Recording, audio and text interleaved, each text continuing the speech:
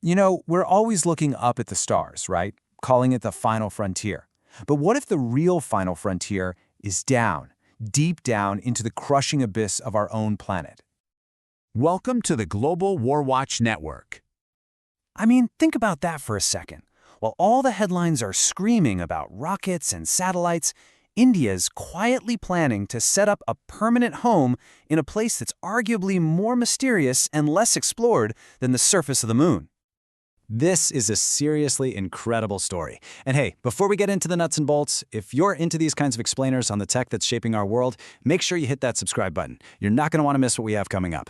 Okay, let's get to it. All right, so let's start with this absolutely audacious goal. They're calling it the Ocean ISS, and you're about to see why that nickname fits perfectly. So what is the Ocean ISS? Well, picture this, a permanent research lab, the world's first, where scientists can actually live and work for weeks on end. And it's not just a little ways down, we're talking 6 kilometers deep. That's almost 4 miles straight down on the seafloor. This isn't some quick weekend trip. They're literally building a home down there. And you know, this isn't some sci-fi fantasy from a small startup. No, this is a core part of India's official deep ocean mission. It's being led by their National Institute of Ocean Technology, which means this is a serious national priority. Okay, to really get your head around just how massive this undertaking is, we need some context. Because when you see the numbers, you'll realize this is in a completely different league. Okay, just look at this. The only underwater lab we have operating right now, the US's Aquarius, is sitting at just 19 meters. 19. China's got an ambitious plan for one at 1,800 meters, which is, wow, that's really deep. But then you look at India's goal, 6,000 meters. That's not just the next step. That is a giant, monumental leap into a whole other realm of exploration. And here's the kicker. That depth, 6,000 meters, puts them squarely in what's called the Hadal Zone. That's the deepest, darkest, most extreme part of the ocean. No nation has ever tried to build a livable lab down there. India wants to be the very first to build a home in that darkness. But look, having a big ambition is one thing. Actually pulling it off is something else entirely. And that brings us to the absolutely mind-boggling challenges of engineering something like this. You're basically trying to survive in an alien world. It really boils down to this one terrifying number, 600. The water pressure at that depth is 600 times what you and I are feeling right now. 600. Think about that. One tiny flaw, a single bad weld. It's not a leak. It's instant, catastrophic collapse. So how on earth do you survive that? Well, the engineers are basically rewriting the book on material science. We're talking about advanced titanium hulls, specialized acrylic viewports that are inches thick just to look outside. The life support system, it has to be perfect because you can't just pop outside to fix something.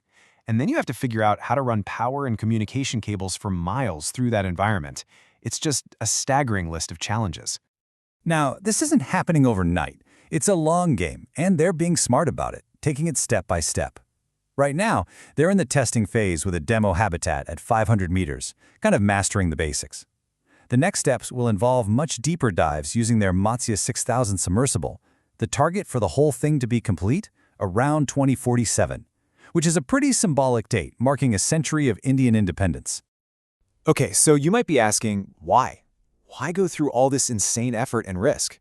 Well, let's talk about the why, because the potential scientific payoff here is basically a gold mine.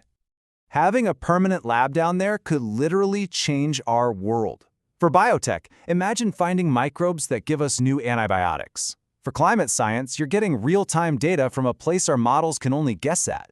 For safety, you could track tiny earthquakes to better understand how tsunamis start. And that's not even mentioning the chance to study the truly alien life forms down there. Transparent fish, glowing worms, things that shouldn't exist, but do.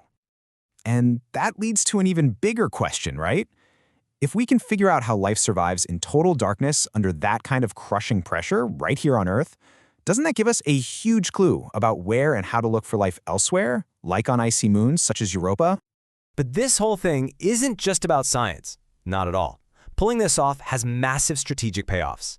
It's the kind of project that takes a nation from being a player to being a leader on the global stage. So here's how that works. First, all that research gives a huge boost to what they call the blue economy. New medicines, new materials, you name it. Second, when you master the technology to do this, you become a world leader in high-pressure engineering, period. Put it all together, and you could literally shift the center of global ocean exploration. That's real leadership. And here's a wild connection. This deep-sea habitat is also the perfect training ground for space. I mean, think about it. You're studying how people survive in a tiny, isolated, and incredibly dangerous environment for a long time. That is exactly the kind of data you need for planning long-term missions to the moon or even Mars. There's a quote that just sums this all up so perfectly. It says that if space is our upward journey, then the deep ocean is our inward one. We spend so much time looking out, but there's this vast, unexplored universe right here, inside our own world.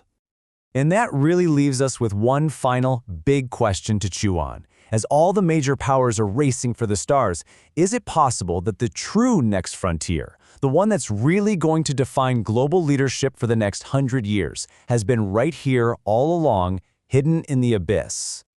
And that's our explainer for today. Thank you so much for joining us. If you got something out of this, it would mean a lot if you could like, share, and of course, subscribe to the Global War Watch Network.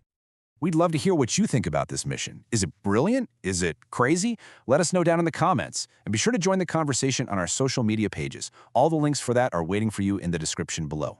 Thanks again.